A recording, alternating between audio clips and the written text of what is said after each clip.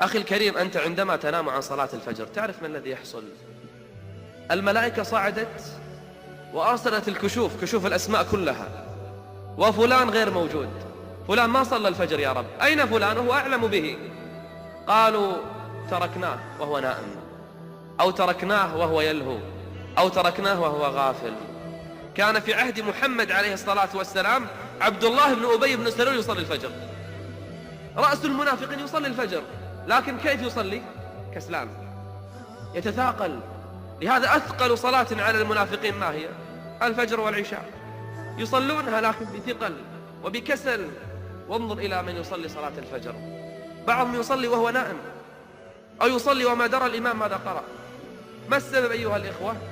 انظر إلى المسلمين بعد ساعة أو ساعتين، في الساعة 7 صباحا تزدحم الشوارع وتضطرب الطرق ويصدر الإزعاج.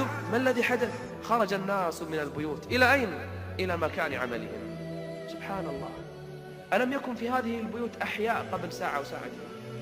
أليس في هذه البيوت مسلمون قبل ساعة أو ساعتين يأتون لصلاة الفجر؟ ما تدري كيف تجيب على هذا السؤال. للدنيا خرج الألوف المؤلفة، أما لصلاة الفجر ما خرج في المسجد إلا نصف صف. ما الذي جرى؟ أتعرف أخي الكريم أنك لو صليت الفجر وخرجت من يومك وفي ظلام الليل ولا ترى إلا شخصك يمشي، ولا تسمع إلا قرع نعليك، ولا تنظر يمنة ويسرى إلا ظلك، ما في أحد يمشي غيرك، وأتيت إلى بيت الله لتصلي صلاة الفجر وقد غلبك النعاس، وقد هجرت الفراش، وقد طويت ذلك الفراش لتأتي لله جل وعلا لتركع ركعتين ثم ترجع إلى الفراش، أتعرف ما أجرك؟ يقول عليه الصلاة والسلام: من صلى العشاء في جماعة فكأنما قام نصف الليل، ومن صلى الفجر في جماعة فكأنما قام الليل كله. بل أخبر أنه في ذمة الله. أخي الكريم، اسمع لهذا الحديث العظيم الذي أسأل الله عز وجل أن يقذفه في قلبك فتقوم صلاة الفجر. يقول عليه الصلاة والسلام: بشر بشر، يعني تعال بشر أولئك. من هم يا رسول الله؟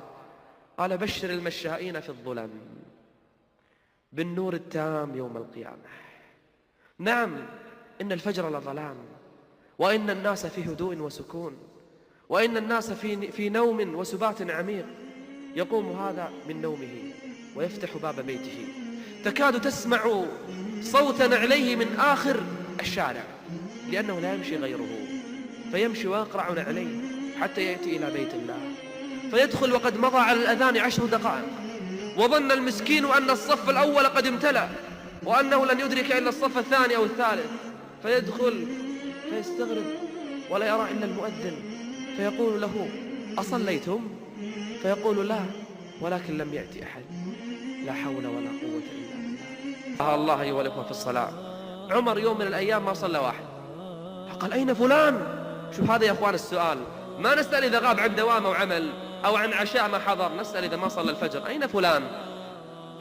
فرأى أمه في السوق فقال لها: يا أم فلان، أين سليمان؟ ما رأيناه في صلاة الفجر. فقالت: قام الليل فغلبته عيناه. فقال عمر: قال والله لا نصلي الفجر في جماعة أحب إلي من أن أقوم الليل كله. لا نصلي الفجر في جماعة أحب إلي من أن أقوم الليل كله. يا عمر، ليتك تأتي إلى مجالسنا وترى لما لا نصلي الفجر إلا من رحم الله، لأجل تلفاز ومجالس لغو وغيبة ونميمة ومباح أو غيرها. نسأل الله أن يعيننا وإياكم على القيام لصلاة الفجر. هذا وصلى الله وسلم على نبينا محمد وعلى آله وصحبه أجمعين.